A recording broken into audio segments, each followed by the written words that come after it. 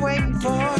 Movies, TV, music, and more. Follow, subscribe, stay up to date. Episodes drop every other Monday. It's the Matt, watch that. It's the Matt, watch that. It's the Matt, watch that podcast.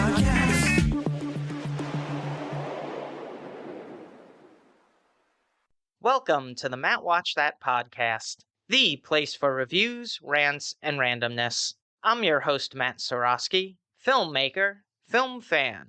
Each episode, I'm going to watch a movie or TV pilot that I probably should have seen, but never got around to. It could be a recent favorite, critic's choice, or cult classic. To join in on the conversation, follow me on Twitter, Instagram, and Facebook, at Matt Seroski. You can subscribe to my YouTube page where I'll post videos and clips from the show. If you have any opinions on what I've discussed, or suggestions as to what I should see next, use the hashtag MattWatchThat on social. Before we start, as my friends started to settle down in their relationships, they always asked if I was going to get married. And I've had to pretend that it's something I've deeply pondered over. I've gone to a mountain monastery to find my chi or whatever. But the truthful answer is a resounding no. Why would I want to sign up to potentially lose half my stuff? I've got cool stuff. Can anyone give me a reason why people still get married? Don't you see the statistics? If airlines came out and said, planes have over a 50% chance of crashing, would people be flying anymore? I don't think so. And none of my married friends sound happy. Luckily, their wives don't listen to this podcast. I can't hang out because my wife wants to go to Nordstrom's. I can't buy that because it doesn't go with the house decor. My life is relegated to a 20 by 10 space I laughingly call a man cave. Yeah, that life sounds like a real treat to me. You wouldn't want to be married if you were on this side of the conversation. On to the main attraction. Each review will end with a ranking out of 5 stars. 1 star is skip it, 2 stars watch at your own risk, 3 stars standard fare, 4 stars worth checking out, and 5 stars must see. Now, if I give a title 5 stars, it doesn't mean I'm comparing it to Casablanca, Jaws, or Seinfeld. I rank titles based on other movies or TV series in that genre and at that time period. On this episode of the podcast, I'll be reviewing Arthur from 1981. So how'd I miss it? Well, not sure really. This one has been on my list for a while. In fact, when I listened to Opie and Anthony way back in the day, they had a sound machine that would play clips from this movie, and I knew where it was from, so you'd think I would have watched it sooner, but that brings us to today. It was written and directed by Steve Gordon, who helmed episodes of Good Time Harry, and scribed episodes of The New Dick Van Dyke Show, Chico and the Man, Barney Miller, and The Practice, which he also created. It stars Dudley Moore as Arthur Bach. Alongside Peter Cook, Jonathan Miller, and Alan Bennett, they created Beyond the Fringe for the Edinburgh Festival, a show they ended up performing in London and Broadway, which earned them a special Tony Award. Cook and Moore would become a double act, teaming in sketch series Not Only, But Also, and films The Wrong Box, Bedazzled, and The Hound of the Baskervilles. He made his Hollywood debut in 1978's Foul Play, with Goldie Hawn and Chevy Chase. This led to high-profile movies Arthur, Lovesick, romantic comedy, Unfaithfully Yours, Best Defense, and as narrator in The Adventures of Milo and Otis. His career stalled a bit in the 90s, as his brand of humor was considered passé, but continued to work until being diagnosed with a degenerative brain disorder. He was nominated for 1 Academy Award for this movie. He was appointed a Commander of the Order of the British Empire in 2001, shortly before his death. Liza Minnelli plays Linda Merola. The talented daughter of Judy Garland and Vincent Minnelli, began her career in musical theater and on the nightclub circuit in New York City. She made her Broadway debut in Flora, the Red Menace, which she won a Tony Award for her performance, before embarking on a solo tour. Her breakthrough role on the big screen would be as Pookie Adams in The Sterile Cuckoo, but achieved her greatest success in the movie version of Cabaret in 1972. She was awarded an Oscar for Best Actress in a Leading Role. A year later, she starred in the television special Liza with a Z, earning her a Primetime Emmy. In the 80s, she bounced between film, television, and theater, appearing in The King of Comedy, The Muppets Take Manhattan, Fairy Tale Theater, A Time to Live, and The Rink. In 1990, she was honored with a Grammy Legend Award, which was the final piece in her EGOT. I think one of my favorite roles of her has to be as Lucille Ostero in Arrested Development. She is truly an underrated comedic actor. This is something to look out for. During the infamous moose scene, the line, "Will you forget about the moose for now?" was unscripted because actor Stephen Elliott was tired of all the improvisation by Dudley Moore. So let's jump into it. Arthur Bach is a rich playboy who passes the time throwing his money around and being perpetually boozed up. He is taken care of by his loyal driver, Bitterman, and quick-witted butler, Hobson, who try and minimize his embarrassing behavior. After a night on the town where he picked up a hooker to keep him company, the next morning he visits his father at the family business. He informs his son that unless Arthur marries Susan Johnson, the daughter of a business associate, he will be cut off from his $750 million inheritance. He agrees to the ultimatum, despite not being in love with her. While shopping at Bergdorf Goodman, Arthur witnesses a woman stealing a tie. When she's confronted by the store security guard, Arthur steps in pretending to know her. They act like an old married couple, and he makes an excuse for her possessing the tie. When the air is cleared, Arthur introduces himself to Linda Marola, who gives him her number. He is instantly smitten and asks her on a date. With his wedding date looming, will his love for Linda outweigh his love for money? Here's a quote without context. "Thank you for a memorable afternoon. Usually one must go to a bowling alley to meet a woman of your stature." Arthur is a fun romantic comedy. The performances of Dudley Moore and Liza Minnelli are pitch perfect. They have tremendous chemistry from the very first scene together. But the butler Hobson, played by John Gielgud, has the biggest laughs by far, with his deadpan humor and pithy one-liners. The sense of humor can be considered outdated or inappropriate now. Some of the jokes don't land as strong, but these are few and far between. Most of the punchlines are still relevant and just as funny as ever. A couple of notable supporting characters. Linda's father is played by Barney Martin, best known as Jerry's dad from Seinfeld. Paul Gleason, assistant principal Richard Vernon from The Breakfast Club, has a brief scene as an office executive. Phyllis Somerville portrays a salesperson, which I'm only mentioning because I'm currently rewatching The Big C, where she plays the neighbor Marlene, so it's a recent familiar face for me. I think it's one of the better romantic comedies. It's fairly paint by numbers, but I'm fine with that in this particular genre. I mean, there aren't too many directions for this story to go. They're either going to be together or they're not.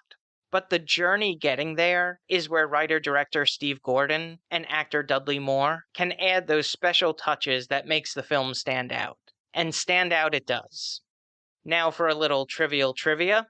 While filming in New York City, Liza Minnelli boarded a bus thinking it was part of the scene, but soon realized she was on an actual working Midtown bus. The cinematography was captured by Fred Schuler, whose filmography includes Stir Crazy, The King of Comedy, Easy Money, and Fletch. It was edited by Susan E. Morse, who worked on The Warriors, Manhattan, Stardust Memories, Broadway Danny Rose, Alice, and was nominated for Best Film Editing of Hannah and Her Sisters. The score was composed by Burt Bacharach, who wrote the music for What's New Pussycat, Casino Royale, Lost Horizon, Night Shift, and won Best Music Original Score for a Motion Picture for Butch Cassidy and the Sundance Kid, and Best Music Original Song for Butch Cassidy and the Sundance Kid and this movie. The soundtrack features songs by Dudley Moore, including Strangers in the Night, Blue Moon, and If You Knew Susie. Christopher Cross sung Arthur's theme, Best That You Can Do, which he co-wrote with Burt Bacharach, Carol Bayer Sager, and Peter Allen.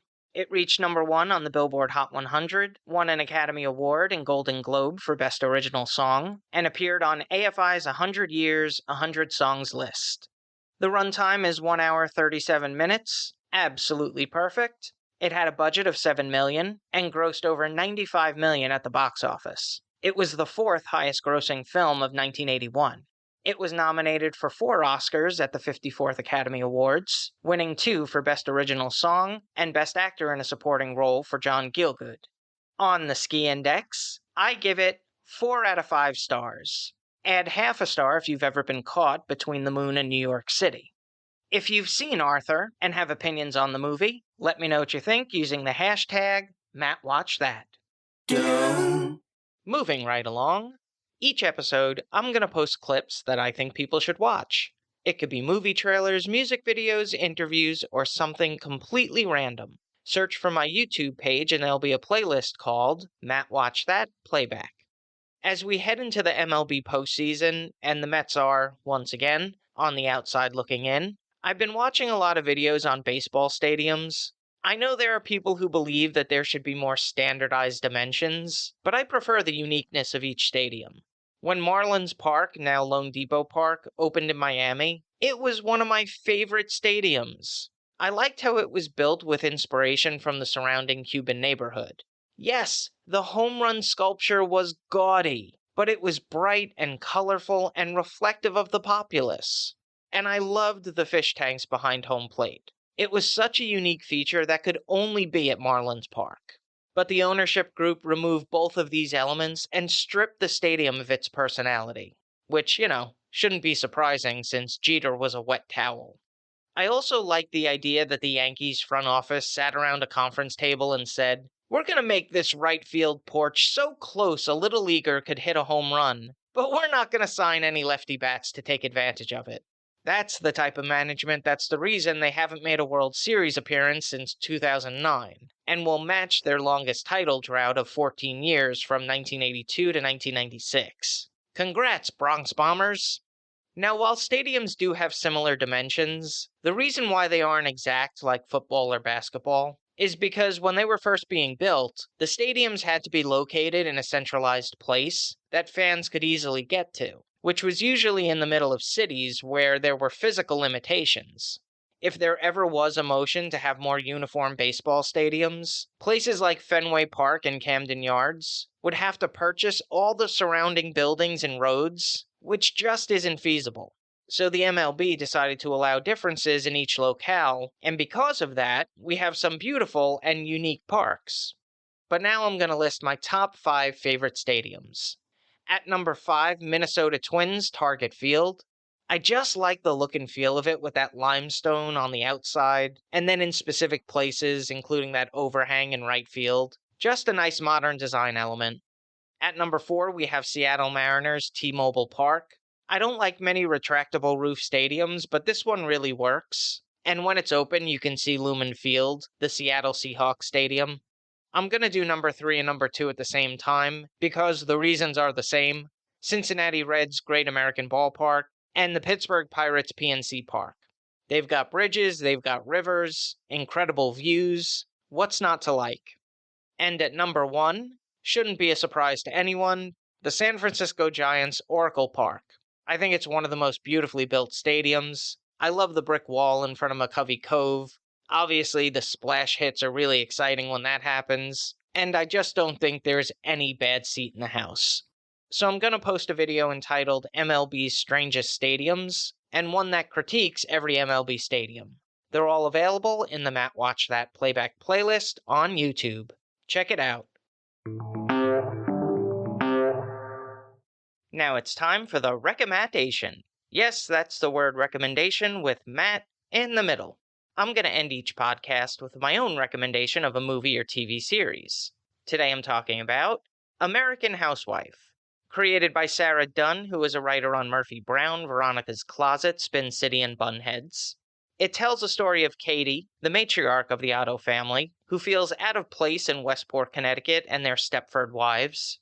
Her husband, Greg, is a history professor and war reenactment aficionado. They have 3 children, Taylor, the dim-witted oldest daughter, Oliver, their ambitious middle child, and Anakat, the quirky baby of the family. It stars Katie Mixon from Eastbound and Down and Mike and Molly, Dietrich Bader of the Drew Carey Show fame, Meg Donnelly from Disney's Zombies franchise, Daniel DiMaggio, who played a young Michael Weston on Burn Notice, and Julia Butters, who portrayed Anakat in Season 1 through 4, and Giselle Eisenberg, who took over the role in Season 5. It also features Ali Wong, Carly Hughes, Jessica St. Clair, Wendy Malick, Evan O'Toole, Sarah Rue, and Peyton Meyer. This is a fun family sitcom that would have fit right into the TGIF lineup on ABC. It does have a stronger edge than programs like Full House or Family Matters, but the formula is pretty much the same. The show is narrated by Katie Otto, so a lot of the comedy does come from the thoughts she has versus what she actually says out loud. I like that she and her husband Greg have a loving relationship. Usually in these types of sitcoms, the father is a bit of a dolt and the mother is an uptight shrew, but they show a lot of affection to each other.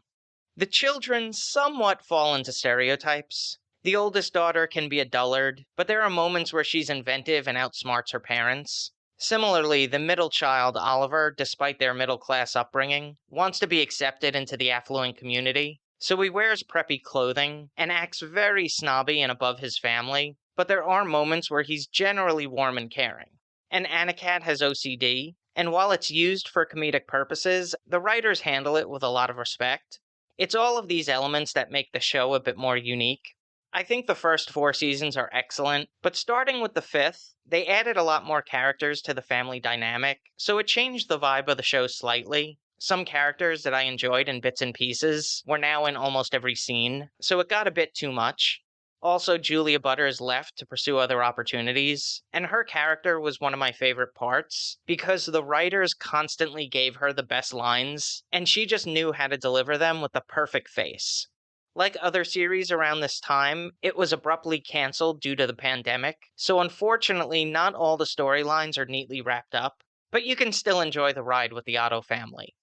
American Housewife was on for 5 seasons, 103 episodes from 2016 to 2021. That's all for this edition of Matt Watch That. Thanks for listening to me babble.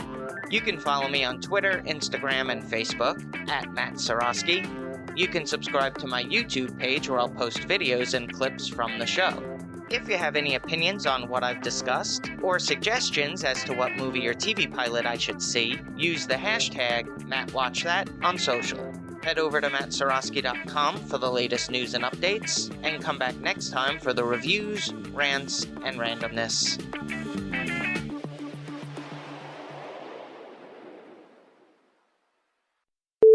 When she's confronted by the store secretary, her breakthrough role on the big screen would be as Pookie Adams in The Sterile Crew. Her husband Greg is a history professor and war reenactment enthusiasto.